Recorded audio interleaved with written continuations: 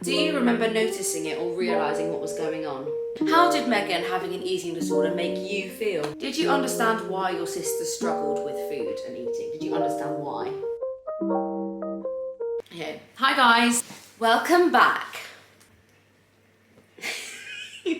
Today I have my brother here with me. Say hello, Harry. Hello guys. Earlier today I put on my Instagram story at Recovery with Megan. I was like, send in any questions that you'd want my brother to answer for a Q&A video. And I got quite a few responses. So today Harry's going to answer some of your questions as someone who's a family member of someone with an eating disorder and how he goes about life and supports me. So, should we just kick this off straight away with... Let's go. Okay, I'll choose a random one. Okay. How did Megan having an eating disorder make you feel? I mean, obviously for any family member it's going to be tough. Like, it's difficult watching them like put themselves through such difficult things when you don't understand really why they do it. Because obviously it's something that if you don't have an eating disorder you can't comprehend. Like when I look at your TikToks there's always comments saying, how are you like afraid of food? Yeah. Like I don't think you can understand what is going through the head of an because it's anorexic. completely irrational, isn't it? Like, yeah, I don't think you can understand what's going on unless you have the you're illness yourself, experiencing it. So you just have to imagine really what it's like. So yeah, that's not nice. Obviously it's tough, but you just need to be there for them because it's going to be difficult. Yeah. What was the hardest part for you? I think the hardest part for me was probably just obviously meal times weren't easy, but it's never normal. Because it's always up and down. So I think just like not knowing a normality was always very difficult. Like the way that you could be very happy sometimes, but it wouldn't last long. You didn't know when it was going to flip. And you don't know when it's then going to turn. Yeah. So it's just a bit. Yeah, it's a bit scary not knowing. Scary? Well, not scary. Just like it's just a bit weird. It's all just strange. Just not knowing what normal is. Yeah. No one likes that. Did it influence your brother's eating habits? I think I said this earlier, the only way it really affected my eating habits was because you were on a meal plan. We had to watch what we were eating as well. To make sure because you were eating the same. I'm quite athletic, so I used to want to eat healthy, but me and Megan and Daisy used to have meals at the same time. It would even be if you weren't hungry. Yeah, I'd still have to eat. You still have to eat and finish your meal because otherwise I'd say, well, why do I have to? Because Megan was on a weight gain process back then, I would also have to eat as much as Megan was eating while she was on a weight gain. because otherwise I'd be like, well, why do I have to eat this much and Harry and Daisy don't? It's not fair. So that's tough. Obviously there's ways to go around that, but I thought... We had like a full-on menu, didn't we? Mum made like a menu. I think the best way to support someone with anorexia is to make it not seem as if they have to go through special treatment. Make them seem normal. So me and Daisy are probably eating at the same time as you would have helped. And eating the same as what she's eating to show that it is normal to eat a lot. Yeah. So, yeah, I think that's... Well, it even helped today. We went out for brunch today and I didn't know what I wanted and I saw that you got the Nutella and banana pancakes and I was like, well, if Harry's having it, can't be anything wrong with it. So I had them too and nothing bad happened at all. How do I help someone with an eating disorder who is very close to me but we don't live together? Oh, okay. Obviously I don't have... Well, maybe I do have experience with that. Yeah, but also I know other people with such a thing. But I just say, I'm going to say this is how I do it a lot of the time. People with anorexia have specialists and they have so many people worrying about them that sometimes it can get quite overbearing. It can be quite helpful to have someone that they go to almost forget that they have an eating disorder. That was always my aim, I think. I don't... You're going to have to get this... You're going to have to make another video of someone, like for a parent, I think. Yeah, I'll do one with Mum and Dad. Yeah, because they would have a very different response to me because they were always so hands-on with Megan's anorexia. I think You were almost the comic relief. Yeah, basically. And I like that, yeah. I think so. But obviously, that's not just ignoring the fact that someone has anorexia. It's kind of almost reminding me of the normalities of life. Exactly. So that, like, I know what life can Yeah, be like that's if what I get I- better. Yeah. Oh, you stole my thing. I always say that. Sorry. Sorry. That's literally what I say all the time. I think it's good to be the person to remind them that there is a life outside of anorexia. Yeah. And that there is a light at the end of the tunnel, so you can remind them of what it was like before they had anorexia. You spent more of your life without anorexia than when you were included in it. Yeah. Probably up until you were a teenager, you'd never thought about I'd say anorexia. 12, yeah. Yeah. It almost becomes your identity in a way, Yeah, doesn't it? exactly. So reminding them that it's not their identity, Yeah. that was kind of what you were doing, wasn't it? Yeah, basically. How should I comfort my friend when she always says my legs are fat, etc.? So like those kind of comments that that it's clearly the eating disorder comments. How do you deal with them? Yeah, okay. I've just walked in here. My legs are so I'm crying, fat. and I'm like, Harry, my legs are so fat. The thing is, with comments like that, it's an eating disorder. So like that's gonna happen. That they're hardwired. Well, obviously not hardwired, but No, at in the a time way. they're like, that's what they're gonna think. There's really not a lot you can do except for just like tell them that is the eating disorder, and no one else thinks that. Yeah, that's Like, good. Yeah. Just But reminding them that it's it- irrational. But Yeah. it's tough because like if that works, it works. But I mean, it's an eating disorder, so you can't expect it to work. But Yeah. just comforting them, you know. Yeah. Do you forgive someone with an eating disorder after they may yell at you when they feel scared or sad? Yeah. Stop laughing. Should I say that again without you laughing? It's fine. Sorry, I'm just trying to imagine. Imagine you never forgiving me after every time No, I yell I at you. mean, obviously you have to forgive them.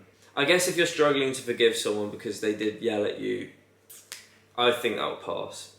I think you'll understand, and especially once they are in recovery on the other side, you can look back and think, like, well, that was that.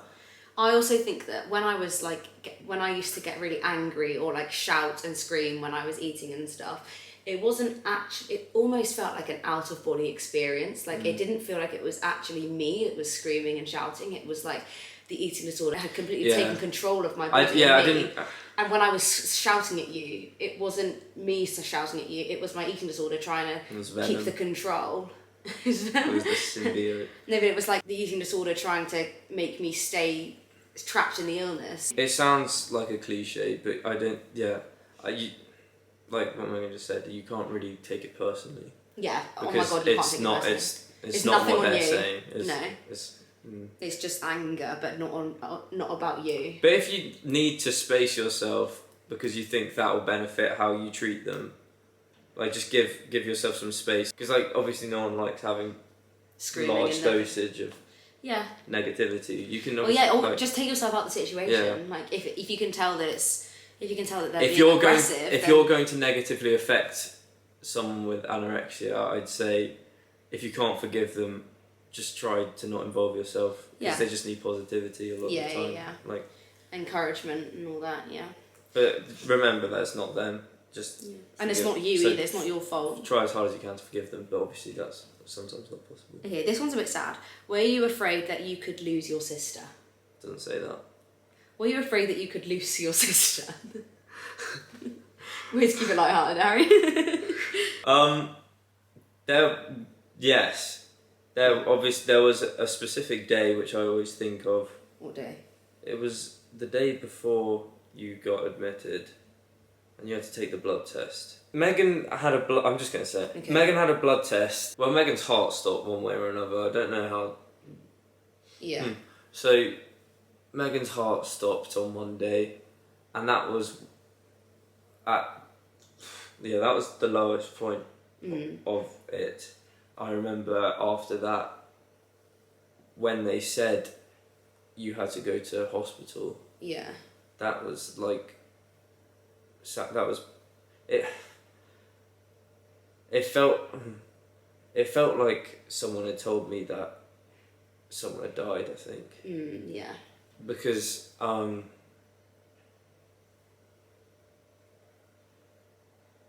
Oh, sorry. It's okay.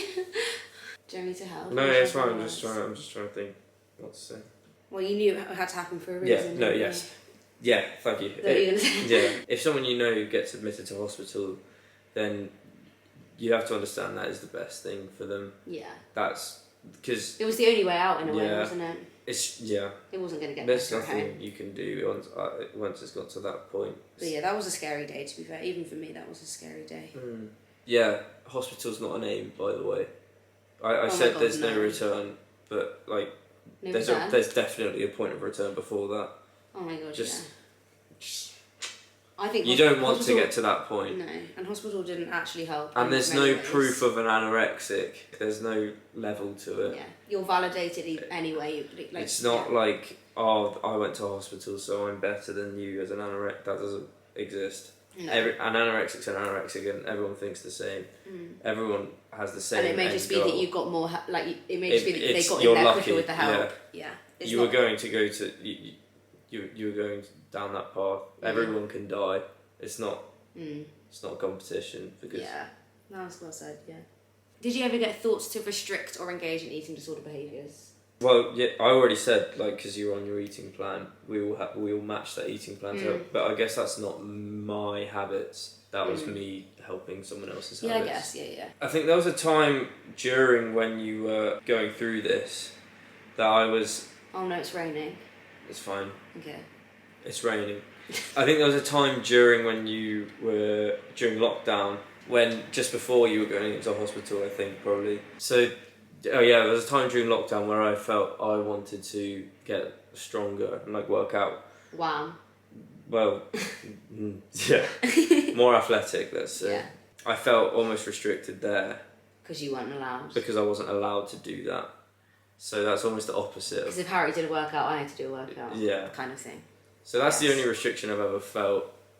But that's not me restricting. That's the opposite, yeah. That's basically the opposite. Do you remember noticing it or realising what was going on? Like, do you have Well- a specific moment when you remember? We watched the documentary about, I don't know if you remember this, it was about the obesity crisis in the UK, and there was I don't know who did it, I don't think it was Louis Theroux, but it was someone like that. Okay. And after that, I remember you said, I'm going to go on a diet. Really? Yeah. BBC? But there was something about like Kellogg's didn't put the colour grade system of calories on their cereals, it just shows grey. Panorama, maybe. But I remember that. And it's so difficult because what can seem like it's a healthy diet, I was going to say, like at the time when you were going on your diet, you couldn't have guessed that Megan was going to go As far as as I did. far as you did, I don't think. Well, it started off so naive and innocent, didn't it? Like, It was just- 'cause- oh, you know how diet culture is just like, oh, don't eat this, 'Cause- don't eat yeah, that, exactly, and I just started like- writing lists of, okay, this month I'm not going to have this, and I'm And just at going to eat first it this. seemed healthy Yeah. because it's healthy eating. Because we all know it as healthy eating, don't we? because we just watched this obesity documentary, and for someone who didn't have obesity, that's probably like not good. But we were all talking together like, oh my goodness, what a problem! Like, And both our parents are we should all doctors, go on so, diets or something to stop being just in case. Okay, I don't remember this at all, that's Yeah. mad. It was in the old kitchen. Okay. So yeah, and what seemed like it was fine and you didn't need to worry because I don't think many people would think about anorexia. It's not your first go-to unless like now it is for me, but unless you've had someone who's gone Personal through experience something of like it, that, yeah. personal experience, you wouldn't assume someone's gonna go that way. Yeah. Because I was only like 11. I'd never like experienced anything like that before, so I was clueless to what anorexia was. It was almost like I found out the other day it's called anorexia. What's it called? anorexia nervosa. It's called anorexia nervosa. Did you not actually know that? I genuinely thought it was just called anorexia. I didn't. Well, most people do just call it anorexia. Yeah, okay. That's like what's known as, but that's like if you have like a medical report, it will say Anorexia diagnosed with nervosa. anorexia nervosa. Yeah. That was the moment.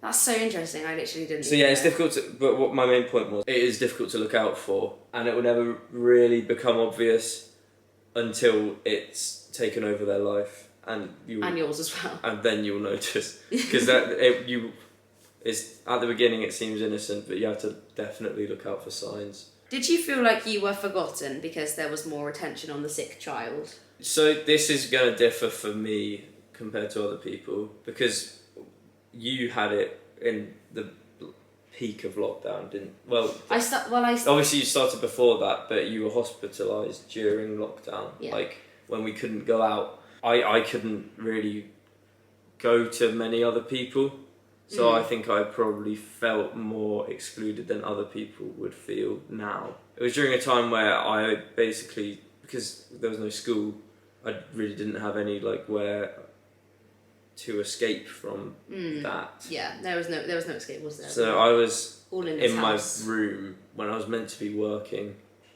I wasn't working. Yeah, because you need more support to get you actually to sit down and do your work, and that moral support. I don't think I had that. But that's just no. Well, I wasn't taken. Like obviously you needed that. But. I know, but it is true. Like there is such a thing as lost children. There's give and take, and like obviously I didn't have problems, so I didn't really mind that you were getting help. But it affected. I think after that it affected me more. When? After I'd realised how long I'd probably been neglected, yeah. How long after it was like during the year after when we'd gone back to school, I'd realised like when I was behind on work or whatever. That was when I was like, God, because school and the stuff really wasn't on my mind during that time. Yeah, you were also, weren't you like actually classed as a young carer at that point? Yes, I was. I'm a young carer. I am still classed as a young carer. Seriously? Yeah, because you still are diagnosed with that. I put it on all my personal statements and stuff. I'm a young carer. He really laps it up. Got him in his first job actually. No. Did you have to reframe the way you were used to speaking about food to not trigger? So, I think the answer is yes. Yeah, I used to think I was really cool. I went to a grammar school. An all boys. I went to an all boys school, and I think what was going on there was we didn't get much interaction with girls.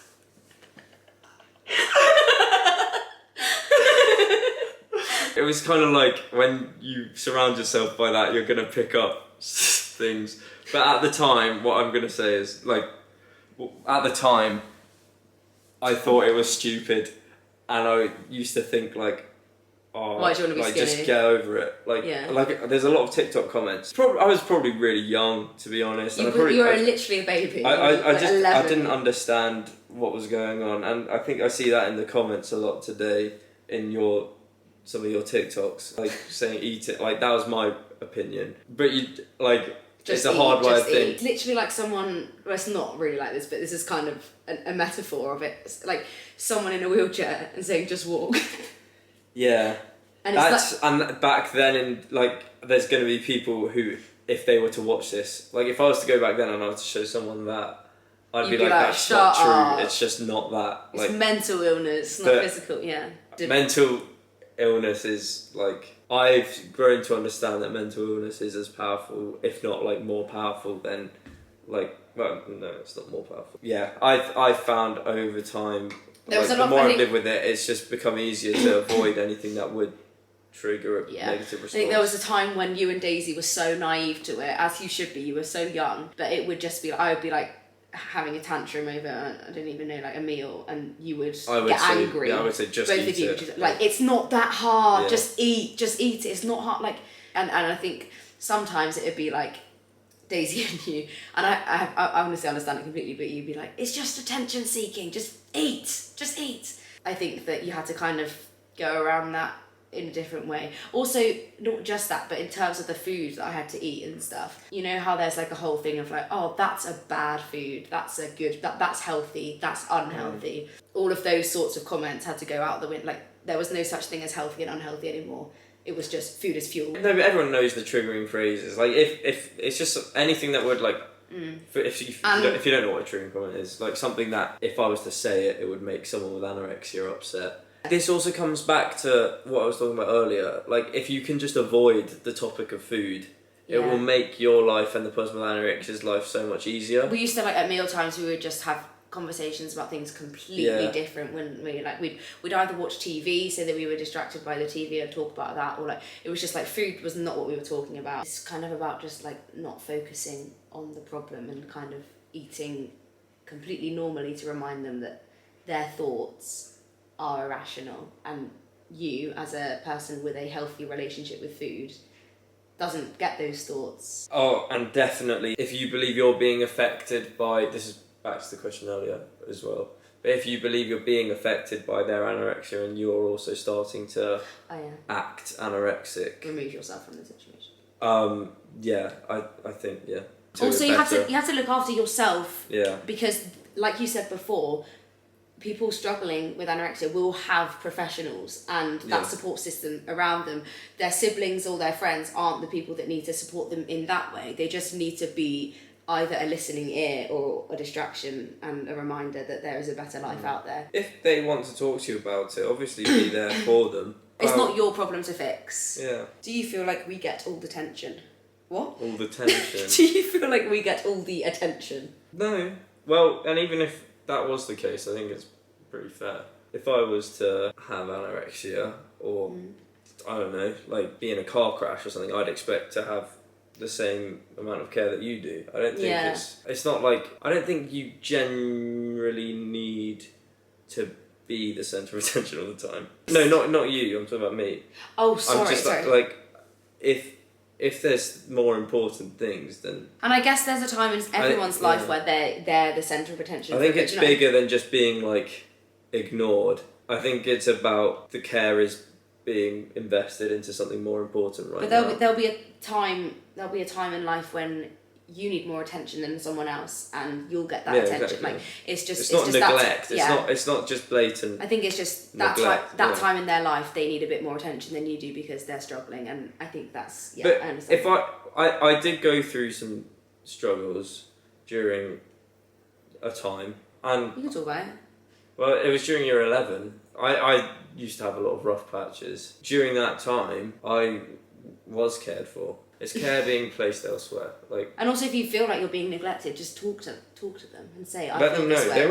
way." They won't get angry. Like, it's not your fault if you feel that way, and they'll probably change their habits. We're in a good time to go through these kind of things. Like, I think. What do you mean? There's a lot of open-mindedness to mental health now. Yeah, like think that in like the 1800s, mental health was just like anorexia was called hysteria. Witchcraft, yeah. Well, Harry, I think. So we have. I'm gonna check because quite a lot of them like repeated themselves, and I will just check on Instagram that I didn't get any more while we were filming. Okay, I've got some more here. Oh goody. Did you understand why your sister struggled with food and eating? Did you understand why? I think at the time, no, and we had to go to so much therapy, family therapy. We spent a lot of time on the subject of this. Yeah. And at the time I didn't understand it, which is why I think it's important for people to hear me say... your side of it. Just don't understand, just be there. Don't think, just do. Yeah, just, it's for the best. And I think if I had known a lot of what I know now sooner, and I had someone to literally tell me what to do, obviously I think it would have been a much quicker path to recovery. No, I don't think so. I think if you from the future had gone back to tell you, like... everything I know now. Yeah. I think you would have believed yourself. Yeah, to be fair, yeah, you're right. But there's nothing you could have done. No. Because it was all like it was almost like you guys were just there to support me, but it was in my hands as to whether I wanted to recover or not. But I think my time would have been easier if I knew what... Yeah. How does it impact you? Have you ever felt helpless or bad about yourself because of it? Like helpless? There are obviously hard times. I think it's for us to understand that it's between the person going through it and their eating disorder and their mindset. I don't think it's not in your hands. I don't think you can get upset about feeling helpless. Yeah, because you are helpless. It's up to them basically. Yeah. You can just be that support, that listening in. You're basically there as a safety net. I think you're a safety net instead of a spotter. Ah, yes. In terms that of makes sense. You can. Trampolining. I was thinking trapeze. Yeah, fair. Same thing. Like- yeah. Yeah, I'm in Cirque du Soleil, guys. Did I tell you? You can be there when they need you, but I don't think you should get yourself entirely involved. So be the safety net when they are falling. You can make sure they don't hit the floor, but don't go out of your way to look for when they're going to fall. That's not your problem. Okay, that's everything. I'm going to make my own TikTok on this subject. Are you? I'm just going to make one video for my TikTok called Recovery with Harry. Mate, I'm just going to make one TikTok in which I'm going to just sum up this video. Okay. And then maybe link this video in it and bring them here? Sure. Would you like me to link I mean, your... you will get 20 viewers coming. You never know. Guys, I'd like to start a TikTok. He would really like to. He's a little... I'm a little nervous. Oh, I was going to say jealous. But... Jealous. Very jealous. A bit nervous No. and very jealous. No. Thank you very much, Harry. That was... Well played. Well played. For I declare a thumb war. Oh.